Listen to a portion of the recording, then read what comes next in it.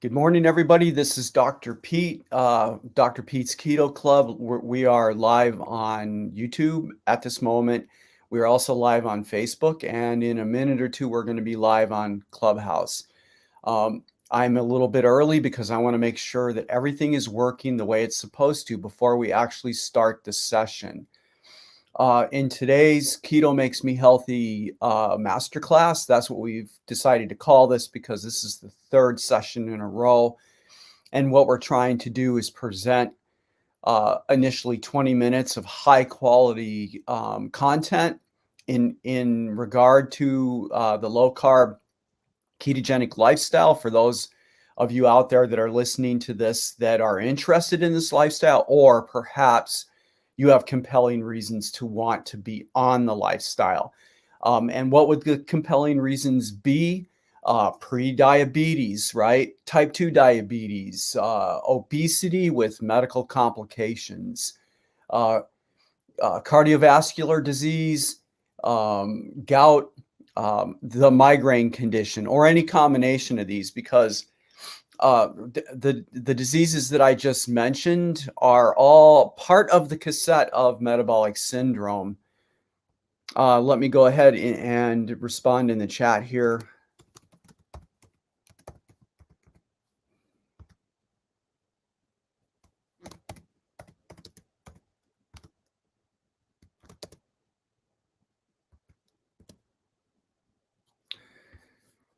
So good morning to everyone again. There will be a somewhat of a slight delay because I went live a little bit early to make sure that everything's working.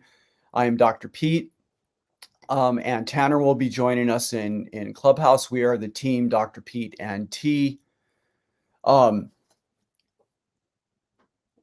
give me a second. I see that T is already here. Good morning. Good morning, everyone. Okay, so let me formally introduce our session today. I am Dr. Pete of the team Dr. Pete and T. We are live on YouTube, we are live on Facebook, and we are live on Clubhouse. Hey, Dad, can you unmute yourself on this side?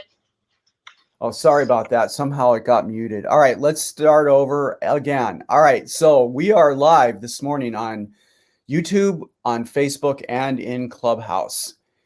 Tanner is in Clubhouse, and I am on the YouTube and the Facebook. This is our third session in 3 weeks, and we have decided to call this a masterclass. The point of our sessions is to teach and educate those of you that are joining us today or listening to this later about the keto lifestyle.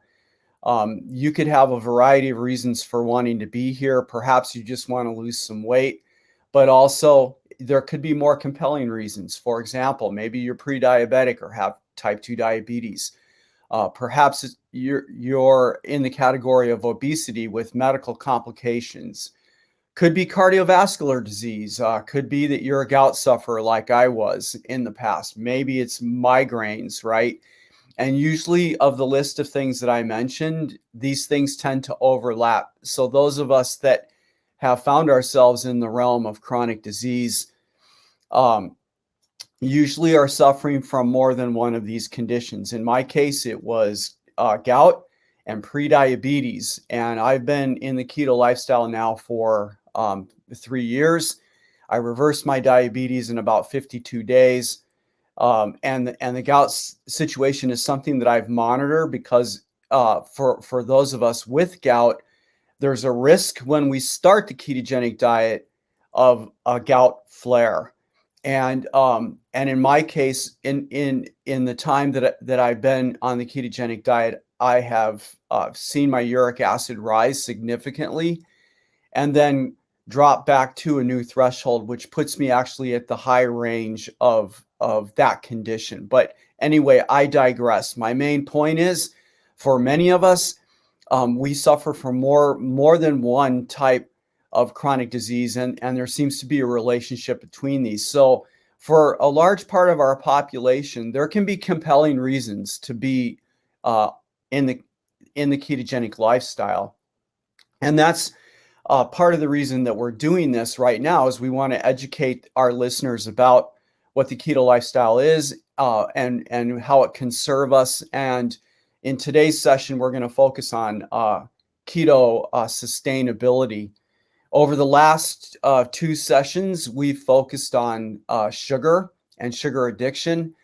And the reason that we chose to start this way is because we know from our own practice now, because I'm a keto coach and I work with people that are diabetics, or are significantly overweight. And we know from our own practice and experience that maintaining the keto lifestyle, if there's actually any argument about sustainability, it boils down to the ability of the person trying this lifestyle to step back from eating sugars and refined carbohydrates. And these are the things that will be the biggest challenges to anyone coming into the keto lifestyle and then being able to maintain that lifestyle to do whatever it is that their main goal is, whether that's to reverse diabetes, whether it's to lose weight and become non-obese, or whatever that is.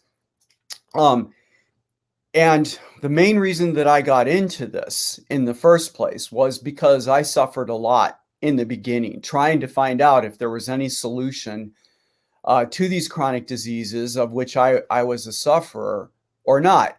And when you first deal with the medical establishment, what they want to do is medicate you and put you in this category of managed treatment. And for those of you listening out there, those of you maybe that are picking up our sessions every single Monday, you know that this is just was not something that I was interested in doing. And for those months that I believed, before I found my way to the ketogenic lifestyle, while I was still believing that management was going to be, the only option here, I was devastated, because I just turned 63 years old. I have a daughter who's in Clubhouse right now. She's joined me in this endeavor, and I was looking at my future and an incredible wife. And being 63, I don't see this as being the end of my life. I see the next 20, 30 years, whatever it's going to be, as being as fun-filled and family driven as possible. I did not see myself sitting in a hospital bed on oxygen with one foot cut off, because that's the best that the medical establishment could offer. And so when I found my way to the keto lifestyle, I was inspired to help people. And that's what this whole mission is about at this point. We've focused on sugar and the refined carbohydrates in the beginning of this, because again, we've addressed this issue in our own practice with our own clients. And we know that the biggest challenge to being successful in the keto lifestyle is in fact going back on the carbs. And usually this is centered around food addictions for simple types of foods that permeate our culture. And our experience has been most people that start down this road, and this includes me too, are eating way more carbs than they think. They have no idea how endemic eating carbs are. And an awareness of that is super important if you're planning on reversing diabetes like I was, right? Because you're going to have to give those foods up.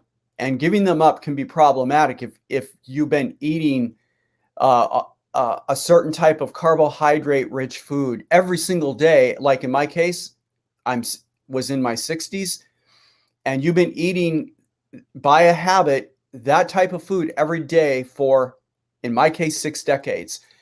And so, when you first think about the keto lifestyle, I think it's easy to overlook the fact that there are some habits that you have that are going to have to be addressed. And they sort of like ambush you. Now, I'm going to take a break in a second and see if we have any questions going into this. Anyone that wants to join me on stage here on YouTube or on Clubhouse. But I want to just tell you a very quick story. Tanner and I were at a school reunion where there was a memorial for our father-in-law. And being a keto coach and now devoting my life to educating people also about this lifestyle and what it can do for us, I watched people, and I watched the plates coming back to the tables very carefully. My first observation at the reunion was that the vast majority of people under the tent where we were eating uh, are my age, because this particular reunion was focused on a group of people that was out of the late 60s and 70s in terms of their high school graduation. So they're my age, and you literally did not have to count heads to see the statistics that are out there for chronic disease, mainly that over 50% of the people my age are pre-diabetic or diabetic. We're looking at obesity, that if we include the numbers of people that are overweight, that number goes from being over 48% to into the 70 percentile when we combine those two groups together. Cardiovascular disease is at 50%. People with gout, there's 4 to 6 million of us in the U.S. With uric acid that is at the high range to well above the high range, and so on. All you had to do was look around the tent, and you could see those percentages literally there in front of us. Now, just to set the room about what I'm talking about, the permeation of sugar and refined carbohydrates in our lifestyle. I tracked one of the dinners, which was a Mexican dinner. And granted, this is an estimation because I had to average the plates that I was looking at, and I made a mental list of what was on those plates. But that particular meal in itself averaged around 130 grams of carbohydrates, 130 grams. And then what was yet to come at the end of that meal, and I want to point out to you that sitting at this table, there were quite a few people sitting at our round table who have proclaimed that they're eating low carb, right, for a variety of different reasons, and this was a buffet, right? So they had all of them had loaded plates. It was easily the 130 estimation. And then afterwards was the dessert table. And it was an ice cream sundae table. And I watched the new plates now after dinner coming back. And then I spent a fair amount of time on this yesterday on the internet, looking at different ice cream sundae combinations, and found that the average, I would predict that the average was around 117 grams of carbs in the sundae plates that came back to the table and were being eaten by people that are proclaiming that they are in a low carb lifestyle.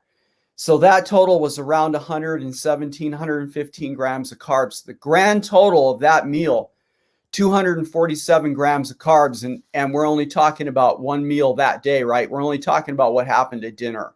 So the amount of carbs that are endemic in our culture are very, very high. And when somebody decides like I did, that they're going to go into the keto lifestyle, this is a hidden issue in a lot of ways, because I have found, and again, this is my experience working with people, a lot of different people, and a lot of conversations with different people. When they talk about lowering the carbs in their life, they have not yet realized what that is going to actually mean, because they're eating way more carbs than they think. And so today we're going to talk about mainly going into this keto sustainability, the strategies that one needs to think about going into this, because there has to be a realization of where we need to bring the carbs, and actually, so that this lifestyle is actually sustainable and actually can have the effect that we want it to have on us in order to lose weight, reverse diabetes, improve cardiovascular condition, be free from gout flare-ups, right? This is a carbohydrate-driven issue, and be free of migraines. This is another area where once you go onto the keto lifestyle, if you migrate away from it, even into one meal that is substantially high in carbs, like the dinner that I described, then you can be back into your gout and you can be back into the migraine platform really fast. All right. So with that, I'm going to this is Dr. Pete, and I'm going to stop talking for a minute or so and see if we have any questions. I know T's going to jump in now on Clubhouse. If you have any questions, please, you can put them in the chat. It might take me a second, but if you want to be up here with me on StreamYard, let me know in the chat, and I will be glad to put a link over there that you can use to actually get on stage with me here. This is an open conversation with that. I'm going to pass this to Tanner now. Hi, everybody. Okay, this is T. Again, this is Keto Makes Me Healthy Sustainability. The key behind our Keto Makes Me Healthy rooms that we're currently doing is to kind of have a series. So again, as my dad mentioned, we started with the sugar aspect 2 weeks ago. And the reason we started with that is because frequently that is the hardest thing to stop with, is the cravings such as, dark chocolate, ice cream. And, actually when we talked about it, me and my dad, it was like a very big ritual when I was in high school that after dinner we'd have 3 scoops of ice cream, coffee ice cream specifically loaded with chocolate syrup. And so we actually came up to this idea to be like, that was, the hardest thing that people have to break are those little routines, or if those little things, those little treats we like to give ourselves at the end of the day, after a long day's work or whatever. For me it was school, etc.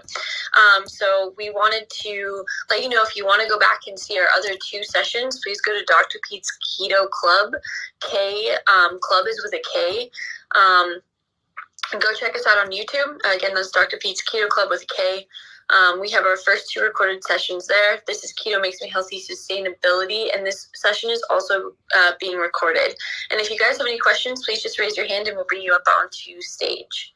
All right, back to you, Dad. This is Tina. I'm done talking. Good morning, everybody. And so until we have some active questions going, I'm going to keep the mini seminar going here. So I reversed my prediabetes very quickly as a function of A1C and my fasting glucose in 52 days on the ketogenic diet. Now, I want to speak to some of the other issues here. One of the things that I know a lot of people out there who are listening to this are interested in is the weight loss thing. Now, if you go on to the ketogenic diet and you're compliant with it, and what do I mean by that? It's sort of a tough word to use.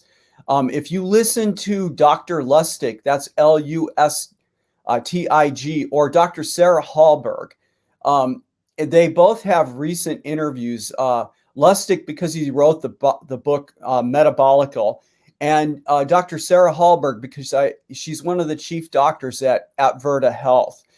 And both of them were in the particular instance I'm talking about right now, they were speaking about the effectiveness of the ketogenic diet for a variety of things. One of those being weight loss. And one of the things that Dr. Lustig pointed out was that, there are tons and tons of people out there that are talking about being on the keto lifestyle or in it, but they're not really doing it.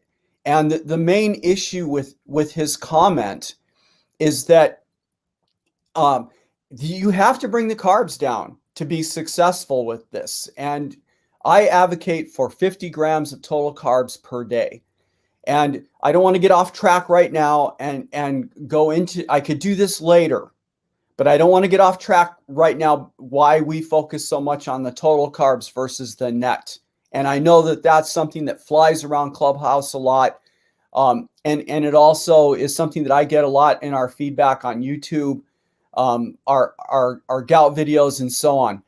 The main thing is that if you come into this lifestyle, there is in fact a way to know whether or not you're getting the carbs low enough. And that involves monitoring biometrics. And I know that in working with my own clients, I emphasize this. And and for this reason, I want to know whether they're in ketosis and they're staying there. And why do I want to know that? Because you can measure ketosis by measuring ketones, and the advantage to that is not in itself knowing the ketone number, right? It's not because I want to look at that number. What I want to know is how often and how consistently they are staying in the fat burning mode, because that's the key here. We want to shift from being sugar burners to fat burners. How do we know whether we're now in this metabolic state of fat burning and that it's dominating our 24-hour life cycle, right? The way we can do that is by measuring the ketones. It's really important. And along with that is measuring the glucose, because the two of those things are tied together inversely.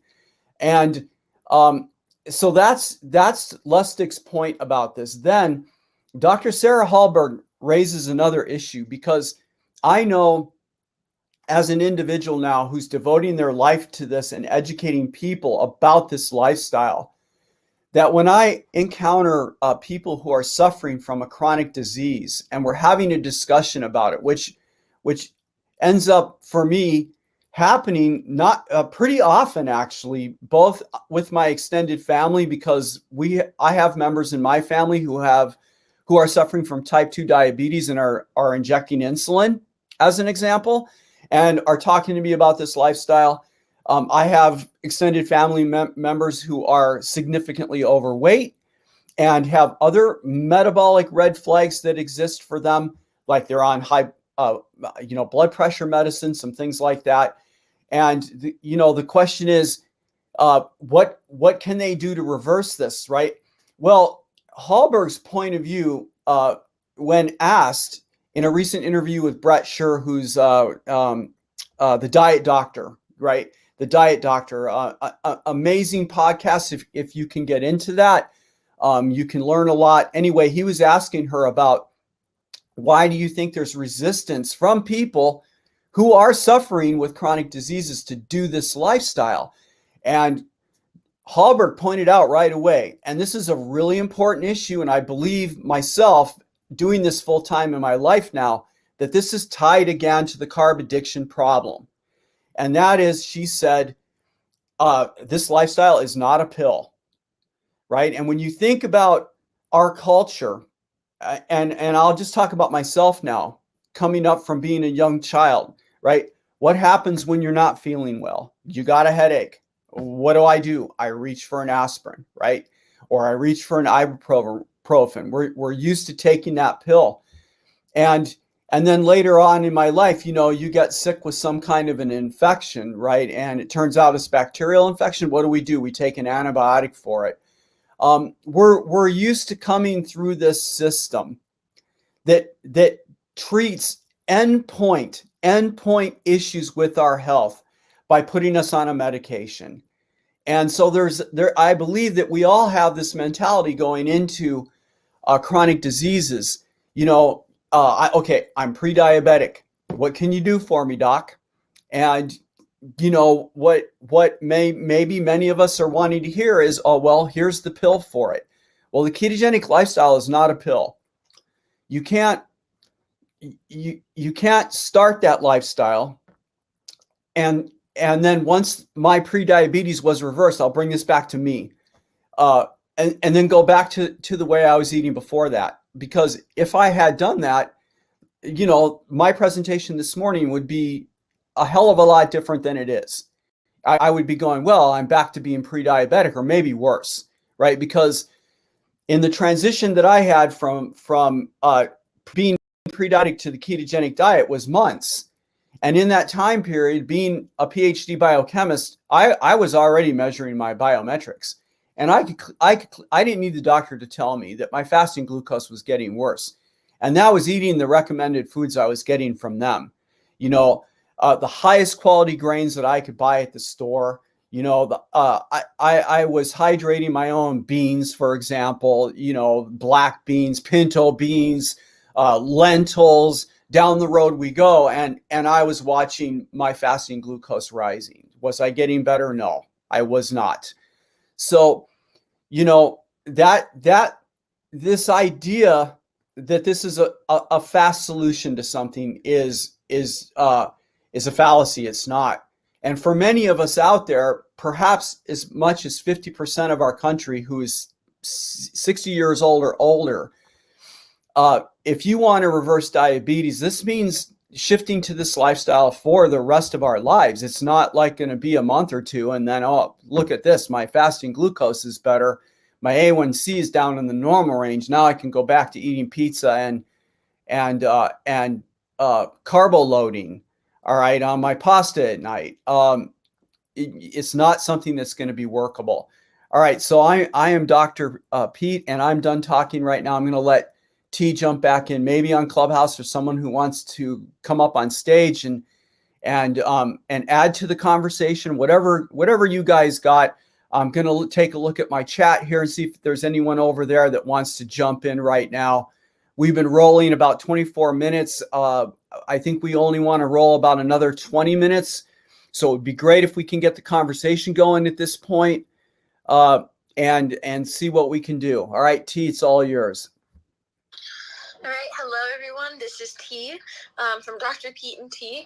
Again, this is Keto Makes Me Healthy. This is our third session, and this is being recorded, so we're actually live on YouTube and Facebook right now.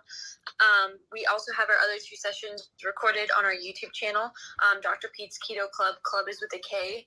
I started that because it was like Dr. Pete's Keto Club with a K, with Club with a K because we're cool. I don't know, it's super nerdy. But you guys, if you have anything to say or any comments or questions that you want to ask, please come up on stage. I think this is the reason we're talking about sustainability is because this is really the third stage in it's really the most important stage, right? That how to remain sustainable on the ketogenic lifestyle. And one thing that might be interesting is yesterday I went to the lake with a couple of my friends, and one of the questions that came up is I was eating, you know, and before you go to the lake, I mean, everyone does this. You plan and prep, right, what you're going to eat before you're going to be out in the middle of nowhere with basically nothing around, no restaurants or anything of the sort. And so I have a go-to, and my go-to is getting bell pepper that I put cream cheese, and I basically use bell pepper as my bread, and it's like the most amazing thing in the world. I absolutely love it. It's my favorite snack. It's my favorite lunch. It's my favorite breakfast. I eat it for everything. And I mean, the bell pepper is really, really amazing because you can do so many things with it. But one of the things that came up is I have one of my friends asked me, they're like, oh, so you don't, like, do you eat any type of bread? And I was like, no bread. And the other thing that came up was, what about flatbread bread? And I was like, nope, no bread.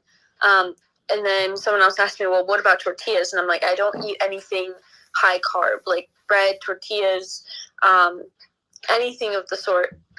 So remaining and maintaining the sustainability, it's really important, you know, and preparing for yourself, like preparing for events like going to the lake, for example, where everyone's eating bread or, you know, sandwiches or of the sort. And also being prepared that people are going to ask questions like, hey, why don't you eat bread? And being able to answer that. And for me, it's preventative health. It's reversed some migraine. I had a really bad migraine problem, and Angela Stanton just opened my eyes to that I would say about a month and a half ago. She was we interviewed her actually, and she was amazing. And it just clicked with me that I haven't had a headache since I started, like a migraine headache, since I started the ketogenic lifestyle. On top of that, it really helped with my hormonal imbalance I was having in high school and college, and at the end of college after I decided to go off birth control. So again, this is Keto Makes Me Healthy. This is our sustainability. I have someone raising their hands, so I'm going to bring you up onto stage here. Let's see if that worked. There. Hi, Missy. How are you? Good morning. I'm doing well. Thank you. Thank you for allowing me to come up to your stage. I appreciate it. Yes, no problem. Thank you for coming up. What comments or questions do you have? So I just wanted to actually comment. So we started so many things that you both are saying are speaking to me. We started our keto journey 3 years ago for my son. He was 11 at the time. Now he's 14. He was a carb addicted, sugar addicted kiddo.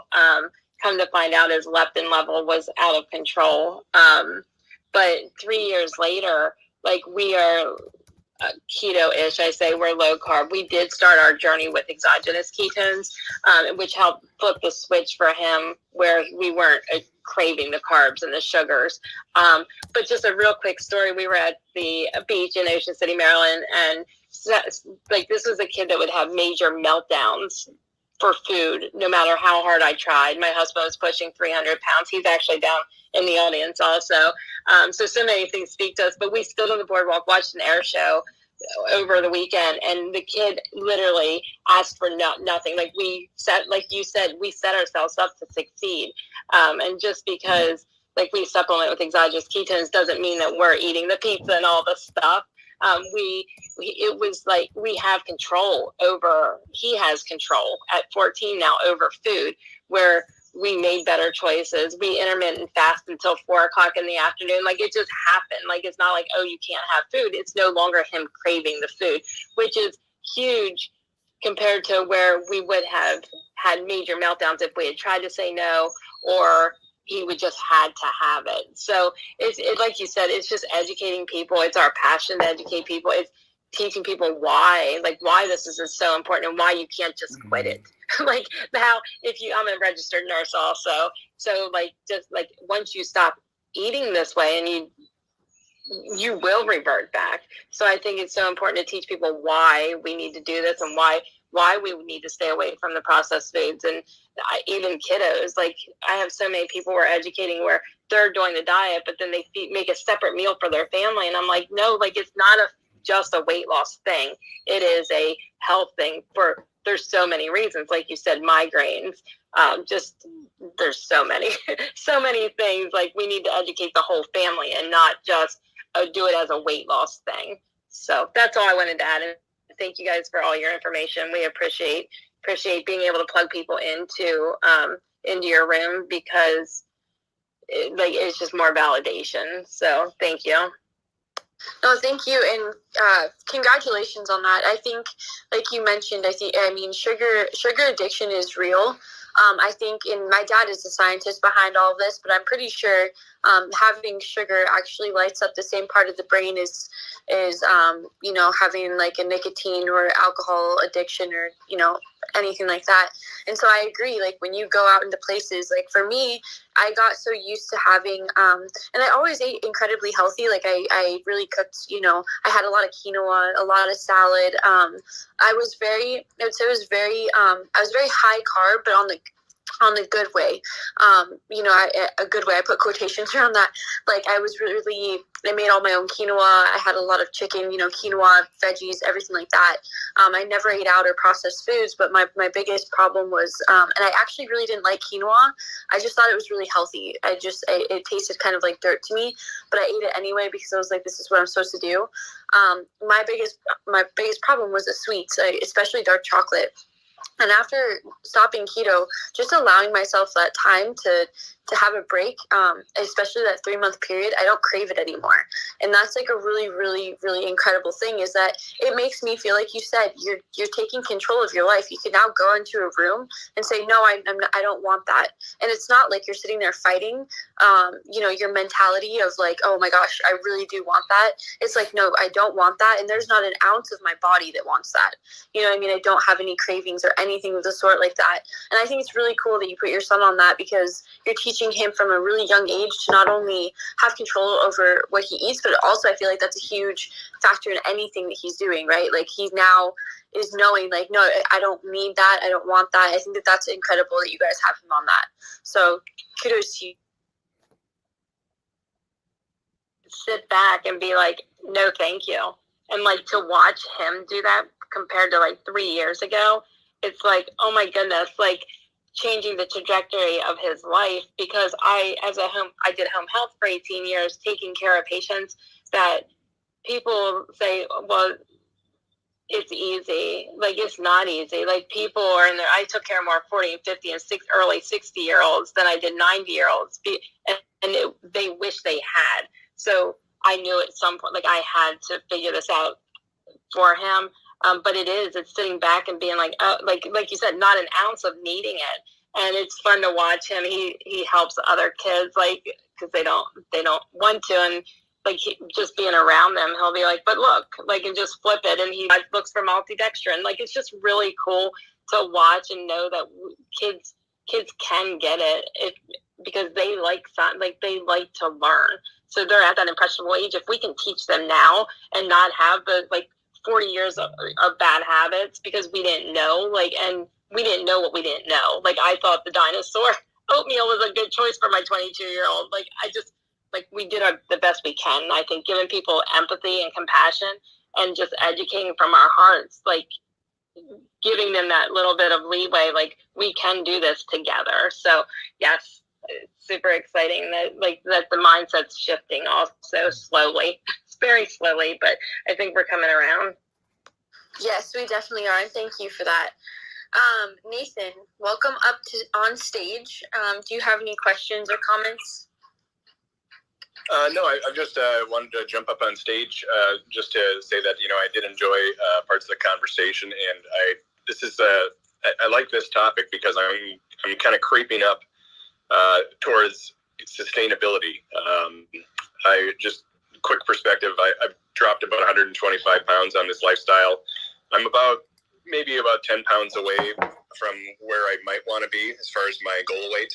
I'm somewhere in the neighborhood. I want to lose maybe 10 to 20 more pounds. I'm going to lose 10 more and kind of reevaluate where I want to go. So, now that I think about it, I kind of do have a question about sustainability. And I apologize. I work during the day, so I might have been half listening. And if you covered it and you're repeating yourself, I apologize.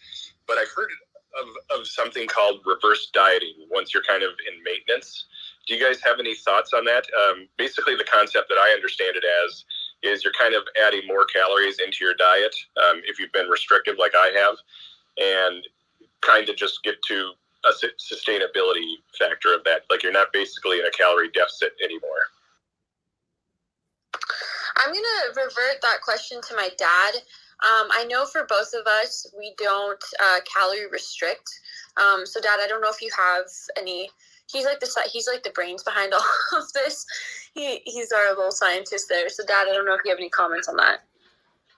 So, here's the thing that I tell my clients when I start with them, that in the beginning, what we want to do is get them down to the 50 grams of carbs or less, and be able to know what that situation is. So, testing the biometrics. Now, T raised the issue about calorie restriction. And when you go out, outside of a room like this one, and what I mean by that is out into the world, actually, where you have a lot of people who are pointing fingers at us and going, well, you guys actually must be calorie restricting if you're losing the weight. So first thing is to understand what's happening when you're eating a well-formulated ketogenic diet. So you have reduced the carbs effectively, and that means you've reduced excessive insulin expression. And once that happens, and you're eating more protein, you're eating protein that's about the same amount as the standard American diet, but you're eating significantly more healthy fats, and both the protein and the fats are satiating. And one of the reasons why they work so well that way is because you've dropped the insulin, and the dysregulation of the hunger and satiation hormones that was going on before has now been reduced. Another factor here in this is that the way that most of the world still is treating fat calories, protein calories, and carbohydrate calories is as if they are equal in how they're burned, right? And this is a misunderstanding, because carbohydrates, for all intents and purposes, are burned completely, right? But protein and fats are not. And when you've dropped the insulin down to a low level, those molecules now are going to be partitioned effectively. What do I mean by that? Not all the protein that you eat is used for energy. Some of the protein that gets broken down is going to be utilized to make enzymes, to make structural things that hold the cell together and provide a way for the cell to have the correct shape that it has, right? Some of that protein is going to be used to make hormones. You have a similar situation with the fats. So the idea that you're burning all of this stuff to 100% is not correct. All right. And because you have this partitioning going on, that means in a ketogenic diet, every single time you have a meal, your body, because of the reduction in the insulin, for the first time is going to look around and go, all right, we have all these macronutrients. Now, what are we going to do with them?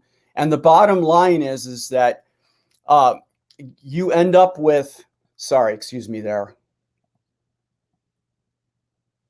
You end up in a functional calorie deficit. So for the extra additional calories that your body needs, it's going to go to your fat supplies. And that's why we lose weight. I've lost 19% of my weight from when I started with this. And I've been weight stable now for a year. And I don't have to work at being weight stable. Now, let's say you're a person that, you initially lost a bunch of weight on the ketogenic diet, but you want to get down more. So what do you do next? And you can take a more serious look at the total calories that you're now eating each day. And you can't know precisely on any level, really, when it boils down to it. And you can go out and listen to other experts in the field about this. I know that, now I can't think of his name. I think you can, Gary Taubes has written about this quite a bit. You can't know effectively, precisely how many total calories you need per day, but you can estimate it. And if you've been on the ketogenic diet for a while and you calculate the calories off of that, and again, this is just an estimation, then what you can do is incrementally do some calorie restriction. It needs to be done carefully because you're going to be riding this line where you want to be satiated, right? This isn't the same as a calorie restricted diet where you're walking around being hungry. And there's lots of guys here on Clubhouse.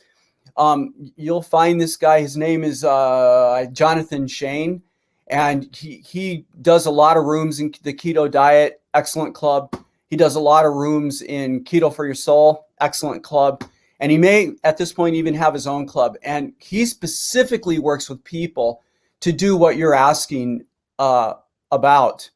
To finish answering this, because we have another question on YouTube, we need to get to this person.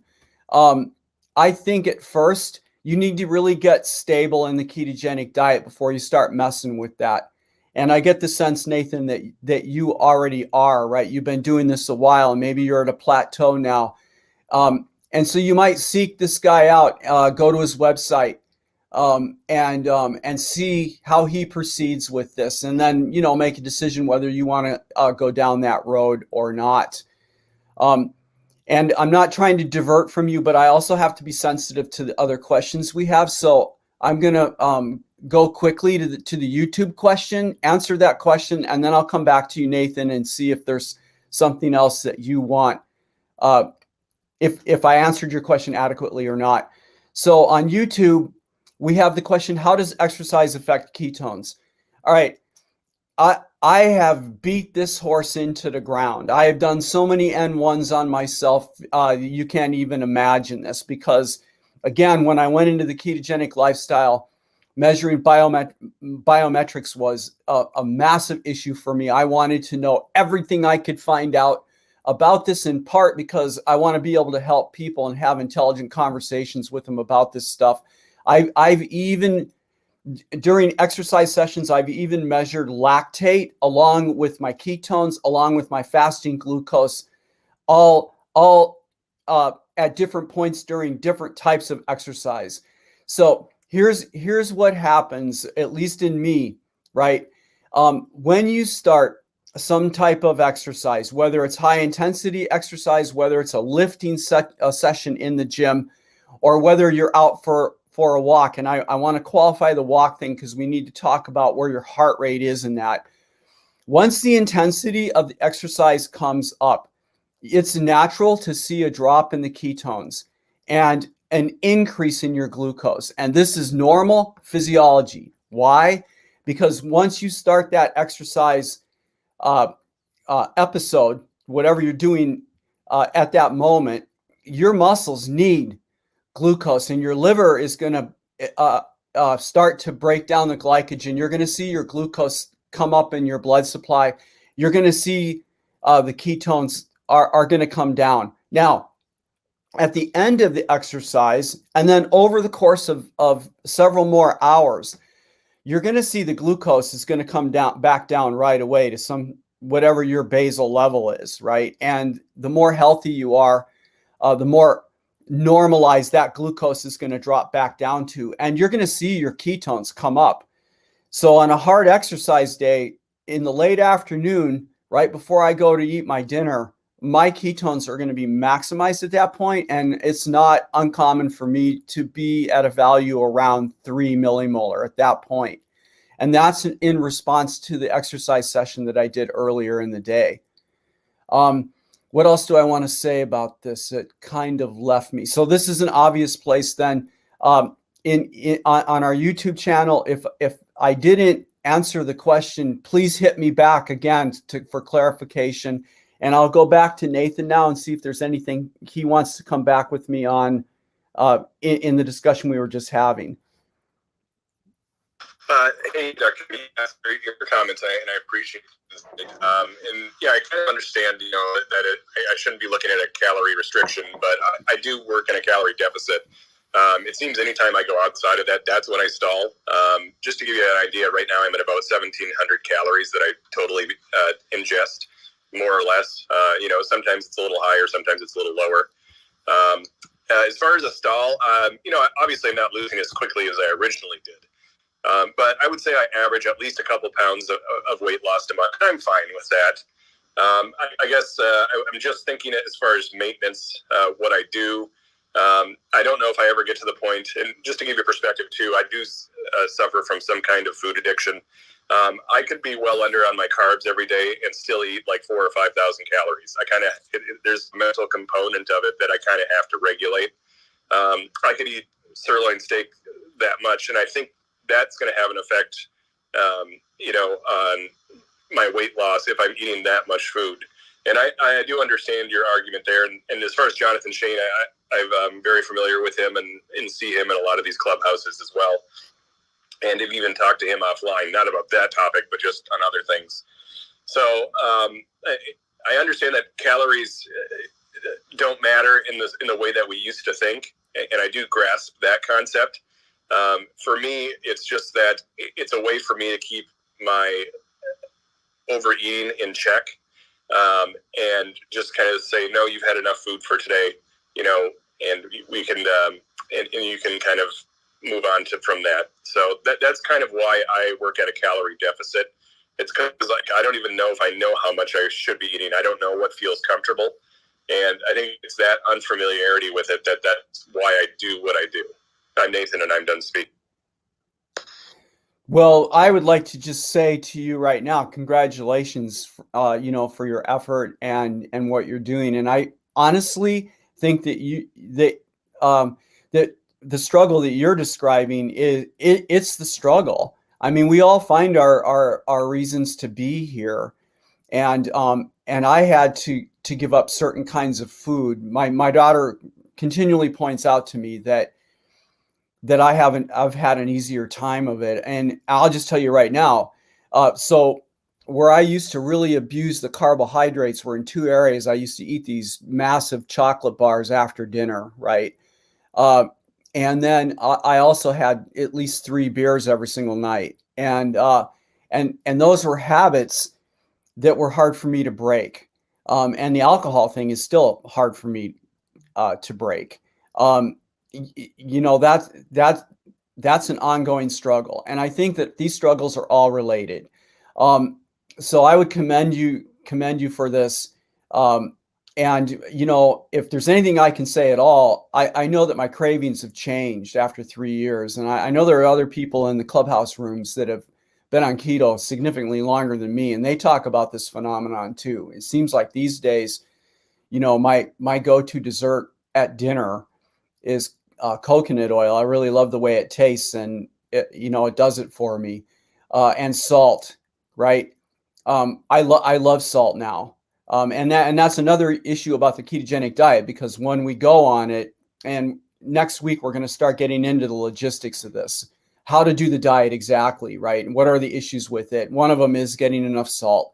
And that's simply because, again, when that insulin comes down, your kidneys are now being signaled differently, going from a situation where they were storing water and salt to one where they're getting rid of it. And if you don't keep the salt up, you're going to feel like crap within a couple of days of going on a ketogenic diet, literally, right? And we see a lot of bad press about this. And that mainly has to do with the fact that people didn't do their homework going into this deal. You know, it's one of those things where you should be prepared for that and making sure to get the salt intake up when you start this lifestyle. But anyway, I digress. I'm going to turn this back to T for a minute, and I'm going to look at our chat in YouTube to see if there's another question coming in.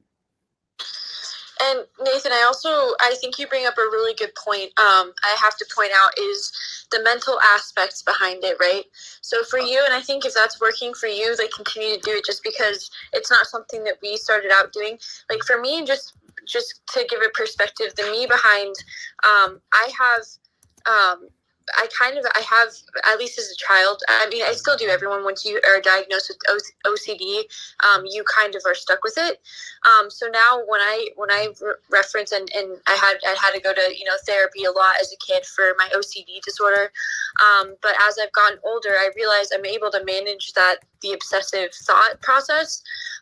But I start to obsess, like if I think about something, I start to obsess heavily on that thing, right? My mind just, honestly, it goes there, and I just start thinking about it, and I start pounding it. So for me, the calorie counting, and I don't know if maybe this isn't a relation, on the opposite side of things, is I think that if it works for you, and you're able to control those certain aspects, that's really awesome. Because for me, I wouldn't be able to do that, because I'd start to obsess about it, and I feel like that would trigger something else in my mind, I guess, that would probably throw me down another really long path of like dealing with that, I guess, like the addiction process, right?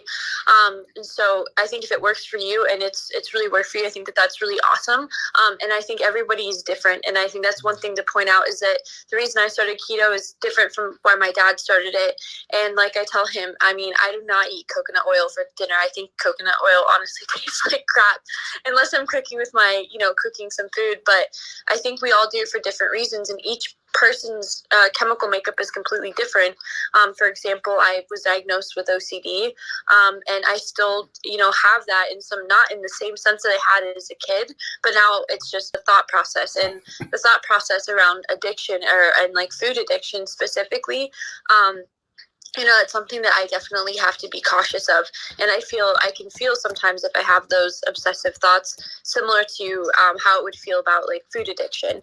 And so that's why for me personally, I don't calorie count, is because it's the same mental thing, right? It's just probably on a different, like on the opposite side of for you, it helps you control those things. If I started to do that, I feel like my OCD would just like skyrocket, and I would start like obsessing over that, that certain number. So for me and my mentality, it's best for me not to do that. And I think you brought up a really great point of the mental aspect, right? Between food addiction and your mind is extraordinarily powerful when it comes to the things that you can and cannot control. And so I think that if you are able to, you've lost 125 pounds so far. I think that that's absolutely incredible. And you're able to do it feeling like you're in control. And that's the most important thing. So I just want to say kudos to you. I understand on the opposite side of things, right? So again, kudos to you. And then with that, just to kind of reset the room, we're doing Keto Makes Me Healthy Sustainability Recorded. This is recorded session. Our sessions 1 and 2 are on a YouTube channel, which is Dr. Pete's Keto Club. Club is with a K. So go check us out if you haven't already. Those first 2 episodes, as well as we have a ton of other stuff on there too that's super beneficial and helpful towards the ketogenic lifestyle. Anyway, so if you guys have any, Nathan or Missy, if you guys have any questions or comments, or Dad, if you have anyone on our Yeah, we YouTube. have a couple more on YouTube here. Okay, perfect. What's the next question? Let's bring it to the table. Okay, so this is a comment from Sugar Junkie, who also runs a premier YouTube channel specifically dealing with the issue of the weight loss. And I have his comment right now posted on the YouTube. The guys in Clubhouse can't see it, so I'm going to read it. It says, "For me, it takes about 3 weeks to get over those sugar withdrawals, even with lots of salt. I don't feel great, but the salt does help." And then we have another visitor here. I'll just use his first name, Nick. And let me see here. Wait for it. And Nick writes, "I agree with Nathan. For those of us who are binge eaters, it is hard to know when to stop eating and know what full looks like." All right.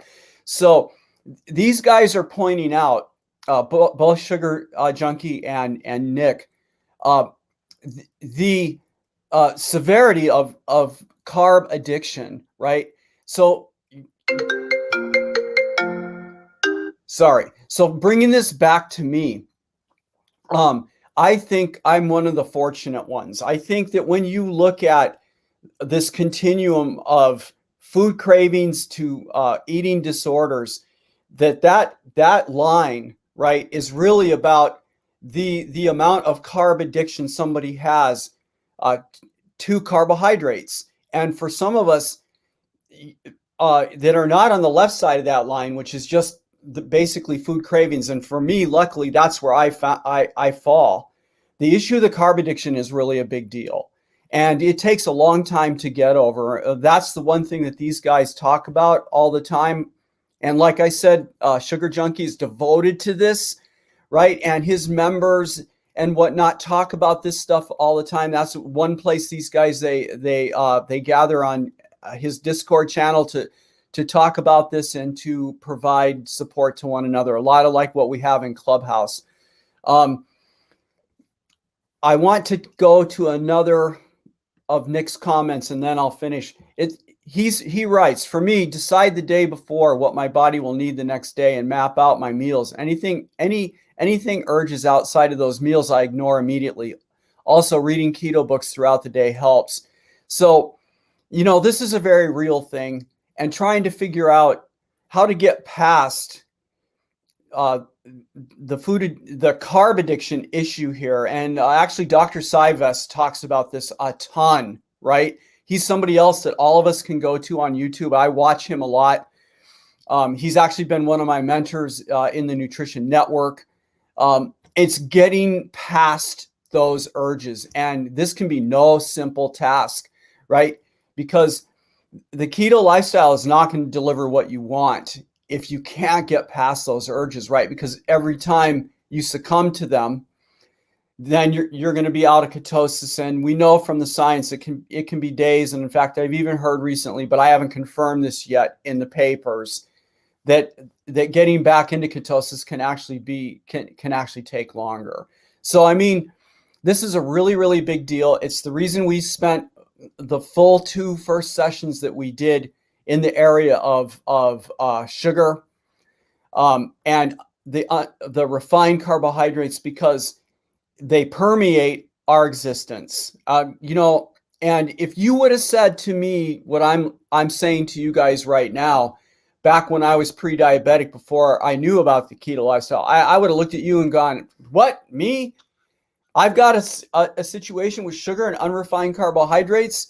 Oh my God, no way. I'm eating mostly whole food that I cooked myself, the quote unquote Mediterranean diet, high quality grains and rices and all this business." And then I would have been like, What do you mean the chocolate bar? It's dark chocolate. And what do you mean there's carbohydrates in beer?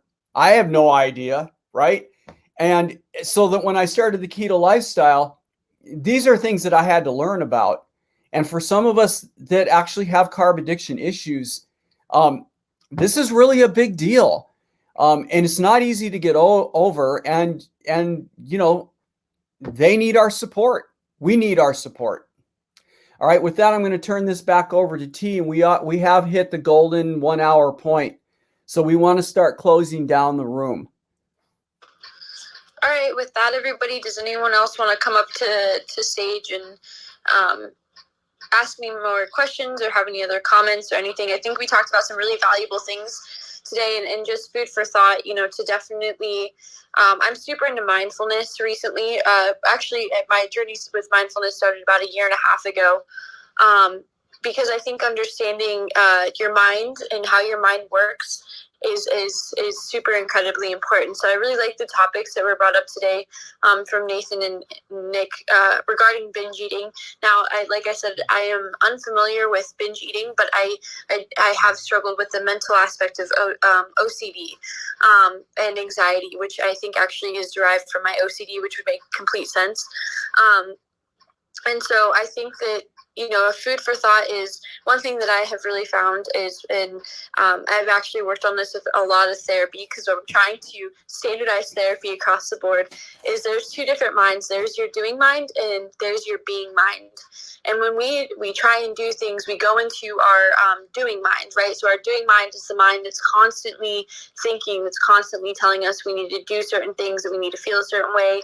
For me, you know, obsessing over certain things, right? So I'm just going to point out, like, if I am in the middle of something and I'm obsessing over the fact that my house is really messy, I'll go and I'll clean the whole entire house. You know what I mean? Then I'll do it again, or I'll vacuum constantly. And so understanding that doing mind it's meant to be there. And then I've worked with this for the past year with my therapist, is that doing mind is there, and it's meant to kind of cause you to give into your thoughts and everything like that. And then there's the other side of things, which is your being mind. And so one thing that I'd really like to leave everyone with today is that once you go into that being mind, the being mind is, I've taught myself to really, if I start to have a feeling or a thought, I breathe and I literally drop my mind to my feet. And the reason I drop my mind to my feet and the bottom of my feet is because the feet are what ground you, right? The feet are, you walk on your 2 feet. Your feet are what carry you. Your feet are basically a massive, important part of your body. That's like the bottom of, your whole entire body, right? And so I ground myself by taking a deep breath and feeling my feet. And then I kind of do a body scan. And a body scan is essentially feeling, okay, if I'm having an obsessive thought or I'm going into this complete feeling of anxiety, where am I feeling that in my body? And I start there. And I don't know if this is going to help anybody, but with me and the things that I feel sometimes in the obsessive aspect is that it really helps me kind of stop what I'm doing in that very moment. And I'm like, okay, the doing mind right now is completely taking over, and it's causing me to not even be able to function on my job. It's causing me to, sit there and think about what I need to be doing at home, or about one little thing. I'll sit there and obsess over it. And then allowing myself to go into that being mind really helps me navigate how my body is feeling and why I'm thinking the way that I'm thinking and what caused me and what that triggered.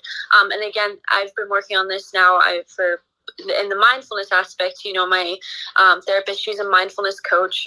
She works with the mindfulness aspect, and that really works for me. And so that's what I just want to leave everyone with, is if you do have that feeling of going into that, letting your doing mind kind of control and take over, try and think back to the being mind, and make yourself present. Breathe. I work on breathing techniques that kind of ground me to the very moment that I'm currently in the presence, and that really helps control certain obsessive thoughts that I may have. And so with that, that's kind of what I wanted to leave everyone with. But again, this is Keto Makes Me Healthy. This is sustainability. This is our third session that we've done so far, I think mindfulness is a really big part of sustainability. It really helps, I think, helps you guide yourself in understanding your body. So that's why I wanted to kind of point that out as well. And with that, Dad, I don't know if you have any last comments or questions. Yeah, I do. I want to bring this back to our YouTube channel. I'm going to read what Sugar Junkie wrote. I'm very lucky that when I quit sugar at /carbs and go keto, my binging urges dry up completely. That doesn't work for everyone, but that's why keto is so great for me as a sugar addict. So I want to point out what he's saying about the fact that it doesn't work for everyone, right? And that's where we all need to put our heads together and see, you know, if we can help those people that really, you know, that even with the satiation effect of the keto diet, it's not working, right? It's just a constant struggle, and we need to put our heads together and be supportive and help these people. And then I'm going to finish by saying, I want to read a comment from Frugal Mama. I definitely gravitate to carbs, but getting better carbs is where I am, and then lowering. This will be the next in terms of progress. So this. To finish, this brings up a really strong point. The answer, right, is going to be individual, figuring out how to do this for a particular person, given where they fall on this line between the food cravings and eating disorders out way on the far right of it. We're all on that line. We're all on this line somewhere. And we've got to figure out how to do it, right? And then progress and be successful. And with that, I'm Dr. Pete. And unless anyone now has a final question, we can go ahead and close out the room, T. All right. Well, thank you everyone for showing up today. Keto Makes Me Healthy. This is sustainability. Again, we recorded this session. It's on live on our YouTube as well as our Facebook. And then next week, Dad, what is our topic next week that we'll be doing at Monday at 7 a.m. Arizona time?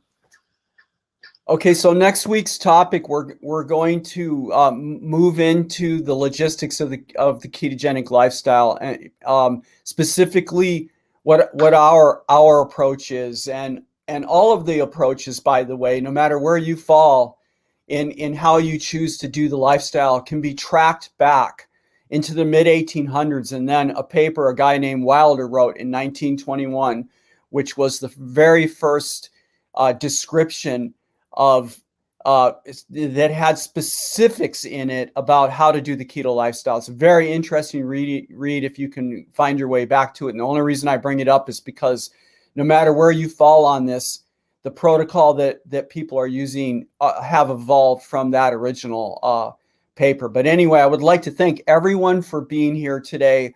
The comments were amazing. I really, really appreciate it, because in the end, what we want is a conversation. So I'd like to thank everybody, and we're going to close now, and I'll see you next week.